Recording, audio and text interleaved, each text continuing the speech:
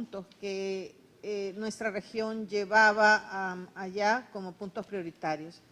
En primer lugar, si se recuerdan, nosotros decíamos que la región quería que este acuerdo fuera un acuerdo legalmente vinculante. ¿Qué significa esto? Que tuviese que llevarse a los respectivos congresos para su ratificación y que por lo tanto sería un documento, un acuerdo de cumplimiento obligatorio. Y efectivamente así es. Este acuerdo es un acuerdo legalmente vinculante, es un acuerdo universal. Todos los países del mundo se pusieron allí en París a discutir los temas de mayor relevancia en este momento a nivel planetario y lograron ponerse de acuerdo para firmar este acuerdo. Entonces, en primer lugar, es un acuerdo legalmente vinculante. En segundo lugar, la posición de la región es que la temperatura no aumentara más allá del 1.5 grados Celsius. O sea, que la temperatura se mantuviera por debajo del 1.5 grados Celsius. En este sentido, el Acuerdo de París consigna que la temperatura no deberá sobrepasar los 2 grados centígrados, pero consigna que los países deberán hacer esfuerzos para que la temperatura no alcance los 1.5 grados centígrados. Y para nosotros era fundamental que el 1.5 grados estuviese en el acuerdo, en el documento del acuerdo, y así fue, como ustedes lo pueden leer. En tercer lugar, dijimos que en este acuerdo debería prevalecer el principio de responsabilidades comunes, pero diferenciadas. Es decir, no es lo mismo los países como los nuestros, que no generamos emisiones a la atmósfera, pero con relación a los países que son los causantes del cambio climático. Y según palabras del secretario de Estado, John Kerry, de los Estados Unidos, dijo y afirmó: por favor, este acuerdo es el acuerdo más diferenciado que hemos visto. O sea, el principio de la Convención, el principio de responsabilidades comunes pero diferenciadas aparece en el acuerdo de negociación.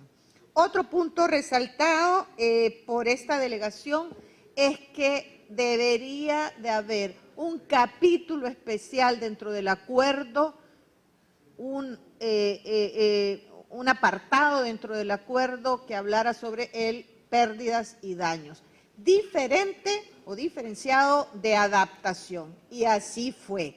Logramos no solo que en el acuerdo estuviese un apartado de pérdidas y daños, sino que además se dice allí que el mecanismo es el mecanismo de Varsovia para pérdidas y daños, que tiene la posibilidad de crecer y desarrollarse. Y recuerden que esto era importante para nosotros porque El Salvador tiene uno de los 2 puestos asignados para América Latina, logró colarse para el diseño de este mecanismo de pérdidas y daños. Entonces, que apareciera en el Acuerdo de París y que posibilitara que esto creciera y se desarrollara era un tema fundamental para nosotros y lo logramos. Está dentro del Acuerdo de París esto.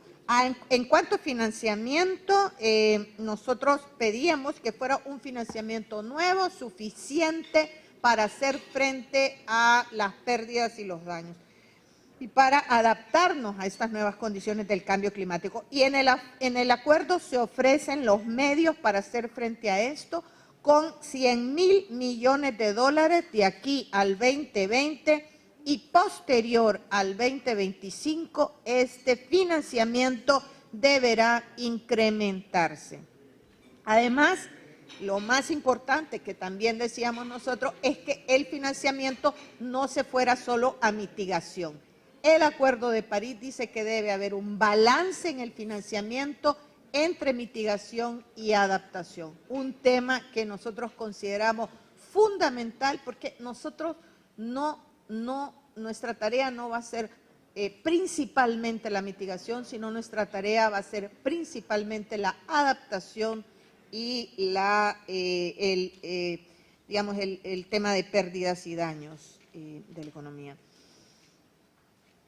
El último punto es que nosotros queríamos que el Istmo Centroamericano apareciera explícitamente en el texto como región especialmente vulnerable a los efectos del cambio climático. Esto fue una lucha intensa. Los países africanos en bloque querían aparecer también en el texto, pero de manera exclusiva, y no querían que se incluyera ninguna otra región adicional. Nosotros luchamos mucho, intervenimos en cada espacio que tuvimos, tanto en plenaria como en las reuniones con el presidente de la COP, con el canciller francés, intervenimos en eventos paralelos, dando a conocer esta realidad del Istmo Centroamericano.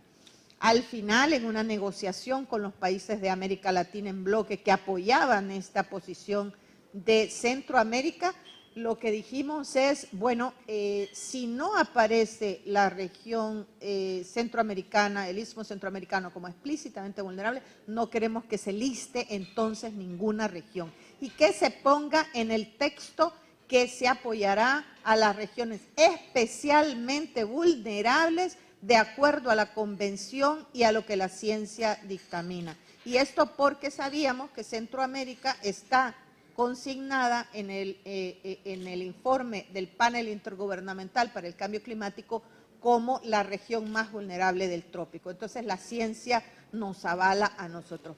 Y bueno, después de una lucha intensa, y déjenme decirle que hasta en la última madrugada, porque las reuniones con el canciller francés, con el presidente de la COP, generalmente eran entre las 12 y las 5 de la madrugada, de las 5 de la mañana, en esos espacios logramos finalmente un apoyo de todo el grupo del G77 más China, que dijo, está bien, no vamos a aparecer listados ninguna de las regiones y va a aparecer en el texto como especialmente vulnerables y que tienen capacidad restringida y que nos parece a nosotros que y se afirma y se refleja a los países especialmente vulnerables y refiere a la mejor información científica disponible, que es algo que nosotros posicionamos dentro de las negociaciones para que apareciera así en el texto. De hecho, lo entregamos directamente al presidente de la COP, la redacción del texto. Yo la leí, la redacción del texto, frente al presidente de la COP para que fuera utilizada y estamos súper satisfechos que eso que planteamos es lo que está reflejado ahora en el texto de negociación. Miren, yo creo que el Acuerdo de París es, como lo hubo en su momento, la Carta Universal de los Derechos Humanos, la Declaración Universal de los Derechos Humanos. Es tan importante como esto. Este acuerdo que se ha firmado allá es un acuerdo universal y va a lograr salvar al planeta.